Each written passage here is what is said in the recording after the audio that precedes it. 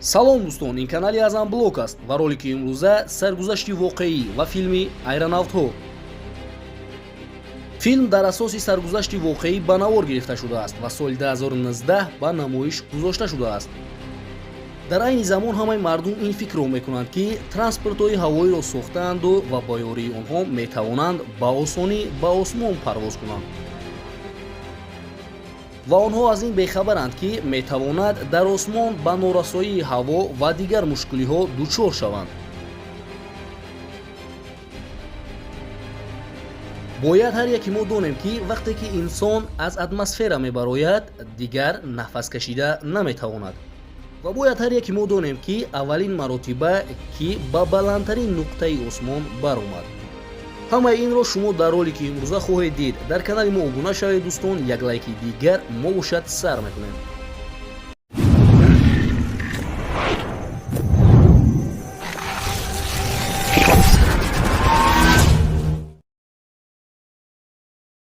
соли 1862 ҷаҳон барои сохтани кашфиётҳо тайёрӣ медид.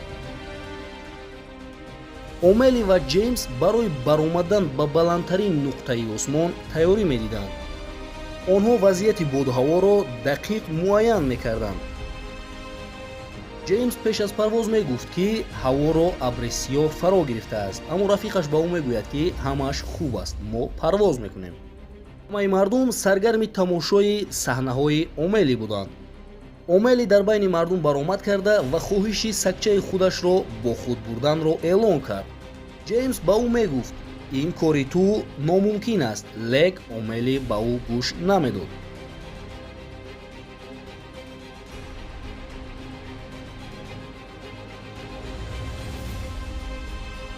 онҳо фармон медиҳад ки бандро буранд, то ин ки тӯби осмонии онҳо ба ҳаво парвоз кунад. онҳо каме ба осмон рафтанд. омели бошад сагчаашро ба замин партофт.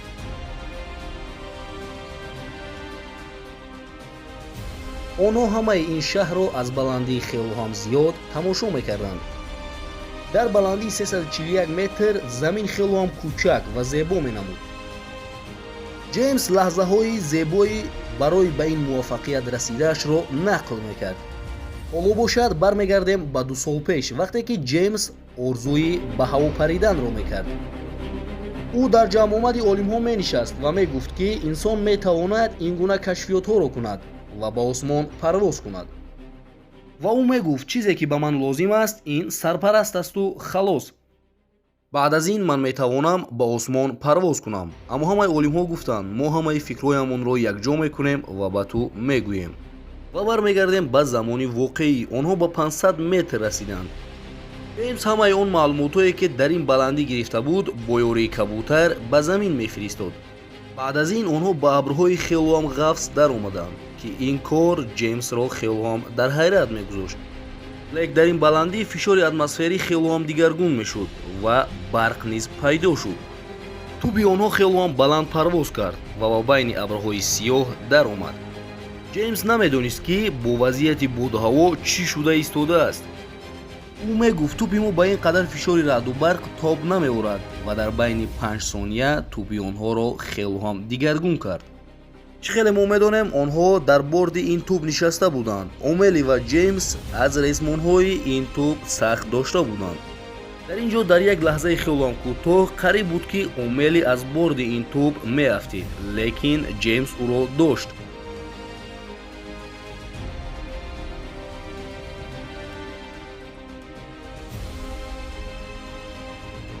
акнун хомӯшии деринтизор ва манзараи хелоам зебо онҳоро интизор буд ва онҳо хелоам хурсанд шуданд. аллакай 19 минуту 35 дақиқа гузашт. лаҳза ба лаҳза дигаргунии ҳаво ҷеймсро водор месозад ки кашфиётҳои нави худро дар ин ҷо ихтироъ кунад. онҳо хурсандӣ карда мегуфтанд: дар ин ҷо хомӯшии хелоам зебо аст.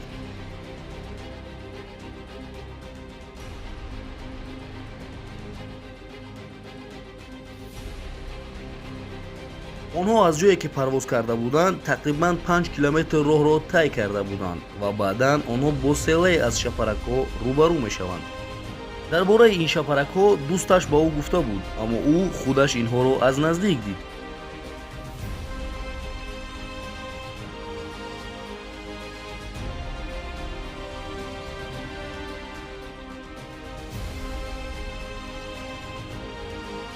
вақте ки онҳо ба боло баромаданд, ҳарорати ҳаво якбора ба минуси 6 градус фаромад. омели ҳамаи ин маълумотҳоро менавишт ва мехост бифаҳмад ки онҳо дар чӣ қадар баландӣ қарор доранд. ҷеймс мегуфт 6218 метр ин рекорди нави ҷаҳонӣ аст. омели бошад хелоам хурсанд буд барои он ки ҷеймс дар ин кашфиёт ба ӯ хелоам зиёд кӯмак кард. ҷеймс мегуфт ин лаҳзаҳоро ман тамоми умр интизор будам ва туби онҳо бо суръати бениҳоят баланд ба осмон мебаромад. аммо омели мегуфт ки мо бояд ба поён фароем. аммо ҷеймс бошад мегуфт на, мо бояд ба поён нафароем. мегуфт мо бояд каме дигар ба боло бароем. аммо омели бошад мегуфт агар мо каме дигар ба боло бароем, мо аз хунукии зиёд мемирем. кушодани тубро оғоз мекард, аммо ҷеймс бошад намегузошт. мегуфт мо бояд каме дигар ба офтоб наздик шавем. ҷеймс мехост ки дар ин парвози худаш ҳамаи он кашфиётҳои худашро амалӣ гардонад ва фикри ба поён фаромаданро умуман намекард. туб суръаташ хелоам зиёд шуд ва ба боло парвоз кардан мегирифт, аммо ҳаво хелоам сард шудан гирифт ва ниҳоят онҳо ба баландии 8077 метр расиданд ва омели мегуфт мо бояд ба поён фароем. аммо ҷеймс ақлашро аз даст дода, чизе ки ба дасташ меафтид онро ба поён мепартофт барои он ки онҳо зудтар боз ба баландӣ бароянд. ҳолати ҷеймс хелоам бад шуд.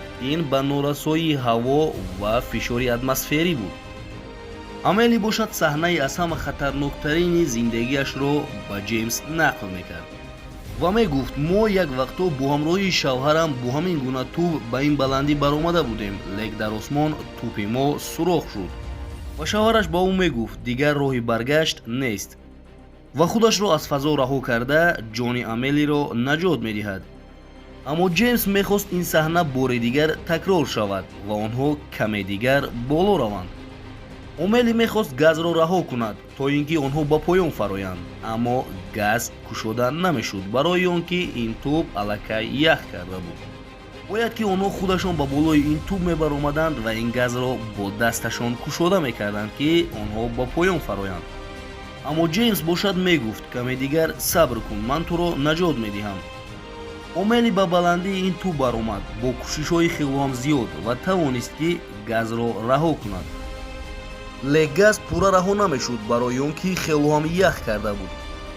омели хелоам кӯшиши зиёд кард, аммо аз хунукӣ ва норасоии ҳаво дар баландии 10978 метр дар болои тӯби ҳавоӣ аз ҳуш меравад. дар вақти ҳаракати туб ӯ лағжида аз болои туб ба замин афтиданӣ мешавад.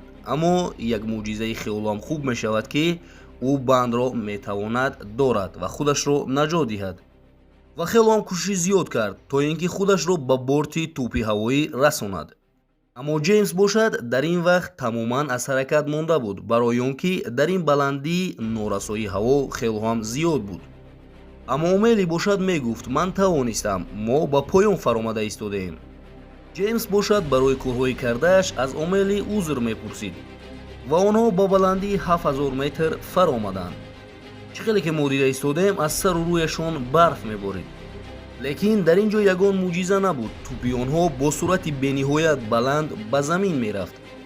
онҳо мехостанд ин сурохиро маҳкам кунанд, лек наметавонистанд ва ҳамаи он чизҳои зиёдатие ки дар даруни борт буд ба замин мепартофтанд то ин ки каме оҳиста раванд. омели мехост ба мисли шавҳари марҳумаш худро аз борт ба замин партояд, лек ҷеймс намегузошт. ҷеймс бошад дар ин вақт фикри дигареро мекунад. балони бортро бурида ин бортро ба мисли парашют мекунад. лекин кор ҳам нашуд. онҳоро як фуруд омадани хелоам хатарнок интизор буд. дар аввал ҷеймс ба дарахт бармехӯрад, аммо омели бошад ба замин меравад ва онҳо тавонистанд ки бе ягон зарари ҷиддӣ ба замин фароянд. ин сафари кашфиётӣ дар таърих барои инсонҳо ҳамеша боқӣ мемонад. онҳо дар ин парвозашон тавонистанд муайян кунанд ки атмосфера аз чанд қабат иборат аст ва боз тавонистанд бифаҳманд ки вазъияти обу ҳаво чӣ гуна тағйир меёбад. каме пеш ҳеҷ кас ба ҷеймс ва омели боварӣ надошт. аммо баъдан ҷеймс ва омели ҳар дафъа ба баландӣ мебаромаданд барои он ки вазъияти буд ҳаворо муайян кунанд. ва бо ҳамин дар ин ҷо ҳам филм ва ҳам ролик ба охир мерасад дӯстон. Ҳамаи фикрҳои худатонро дар комментария нависед. Боқӣ дар паноҳи Аллоҳ.